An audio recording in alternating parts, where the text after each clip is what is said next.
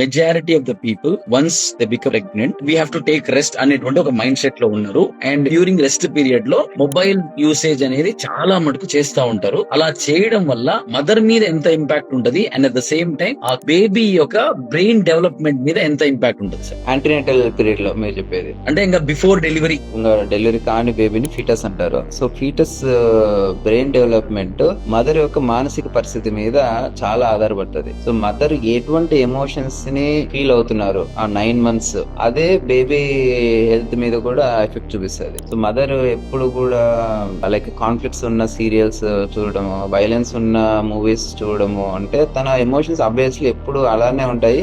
And that will have direct impact on fetal development also. Okay, అలా కాకపోకుండా mother ఎప్పుడు కూడా పాజిటివ్ థింకింగ్ లో, లైక్ కొంతమంది కృష్ణుని చిన్న పిల్లల బొమ్మల్ని చూస్తా ఉంటారు. So they feel that the baby will be like that small kid హ్యాపీగా ఆడుకుంటూ ఉన్నట్లు అటు విజువలైజ్ చేసుకుంటా ఉండి ఆ పాజిటివ్ థింగ్స్.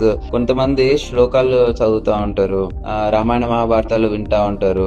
అలా చేస్తే ఏమవుతుంది అంటే ఆ పాజిటివ్ వైబ్రేషన్స్ లోపల ఉన్న బేబీ బ్రెయిన్ డెవలప్మెంట్ కి చాలా హెల్ప్ అవుతుంది. అందుకోసమే యాక్చువల్ మన సంప్రదాయంలో కూడా ప్రెగ్నెంట్ ఉమెన్ ని మనము పుట్టింటికి పంపిస్తాం కదా. ఎందుకంటే ఆ ఎన్విరాన్మెంట్ ఎన్రిచింగ్ ఉంటుంది, మదర్ కి చాలా సూతింగ్ గా ఉంటుంది, ఆ పాజిటివ్ వైబ్రేషన్స్ ఉంటాయి అక్కడ. ఎటువంటి కాన్ఫ్లిక్ట్స్ ఉండకూడదు. ఎందుకంటే లోపల ఫీటస్ ని దృష్టిలో పెట్టుకొని చేస్తున్న పని, మదర్ కోసం కాదు యాక్చువల్లీ, అది లోపల బేబీ గ్రోత్ కోసం ఈ సంప్రదాయం అనేది వచ్చింది మనకి.